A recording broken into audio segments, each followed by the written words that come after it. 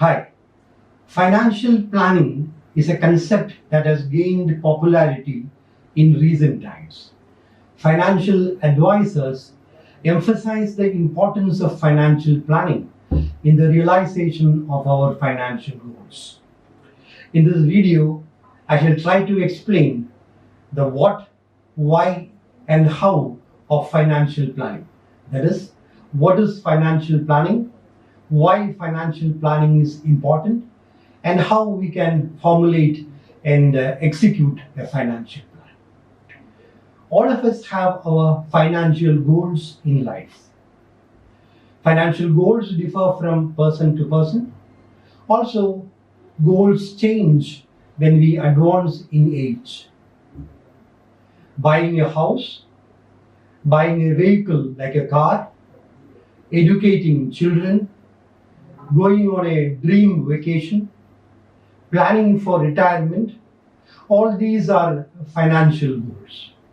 In India particularly, the wedding of children, particularly wedding of daughters, is a major financial goal of parents. Financial planning is planning, managing finances for the realization of financial goals. The importance of financial planning is increasing in modern times. A major trend in modern times is the disintegration of the joint family system. Nuclear families are fast replacing joint families. In the joint family system, there was a built-in insurance. Old people, sick people, dependents were taken care of by the joint family. The older generation never planned for retirement. Their hope was that their children will take care of them in the old age. This is becoming increasingly difficult in the modern era of nuclear families. Therefore, financial planning is becoming increasingly important. How do we formulate and execute a financial plan? Essentially, financial planning involves four steps. Briefly, 4 steps. First, know your financial position, where you stand financially. Second, list your financial goals. Third, manage the money, invest the money, so that the returns are adequate and timely. 4, monitor your investment and monitor the plan. Let me explain these 4 steps in some detail. The first step is to know where you stand financially. What is your economic status? Your income, your expenditure, your savings, your investment, returns from those investments. All these are very, very important. Most people don't have much of an idea about these things.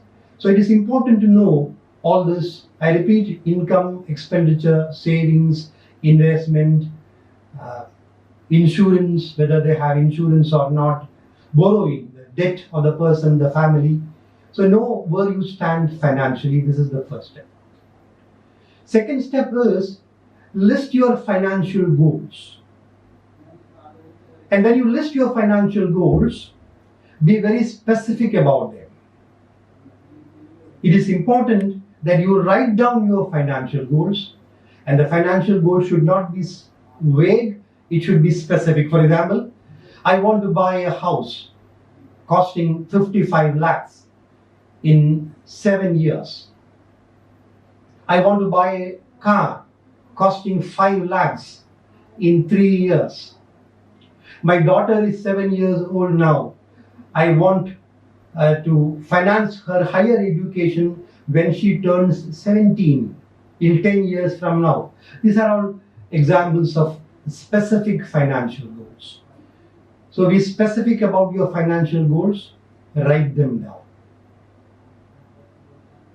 There are some contingencies which may arise. that is outside your financial goals. Some emergencies, unforeseen contingencies may arise. For that, it is important that you should have an emergency fund to finance your expenditure for at least 6 months. And also proper, adequate health and life insurance. The third part is the most important part, managing the money, managing the resources for financing these goals. So it involves saving money. A major part, not a major part, an appropriate part of the income should be saved. In economics, we say income minus expenditure equals savings. But in financial planning, we say income minus saving equals expenditure. That means you should spend only after setting a part of your income as savings. So that is to emphasize the importance of savings. So save adequately. And what is saved has to be properly invested. Here, asset allocation becomes important. Allocating your financial resources, your financial savings among different asset classes. Which asset class to choose? This depends upon a large number of factors. Here you have to distinguish between to give an example, distinguish between your short-term goals and long-term goals. For example, if you have a short-term goal of buying a car for 5 lakhs in 3 years' time, and you have 60% of the money, the rest you want to borrow from the bank. Now, it is not advisable to invest the 60% of the money that you have in a mutual fund or in stocks, because 3 years is too short a time to generate decent returns from mutual funds, equity funds, or the stock market. So it would be appropriate to invest this money in a bank deposit or a debt fund where the money is not vulnerable to risks in the market.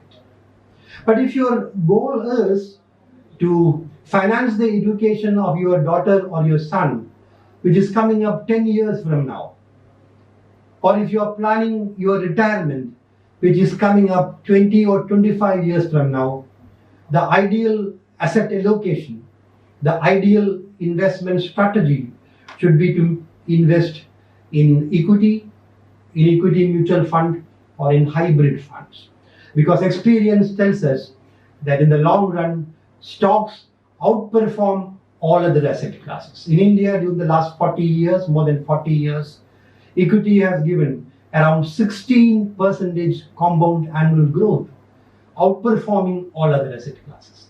So for realizing your long-term goals, choose the equity route, either directly investing in equity if you have the expertise for that, or investing through systematic investment plans in equity funds and the hybrid funds.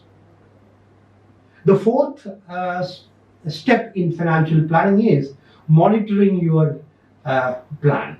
Your plan, don't forget about your plan after the plan is made. You have to constantly monitor that at least once in 6 months or at least once in a year. Look at how the funds are performing, your investments are performing. For example, if you have invested in an equity fund and the fund is not performing well compared to other peer funds, you should change the fund in favor of a better performing fund.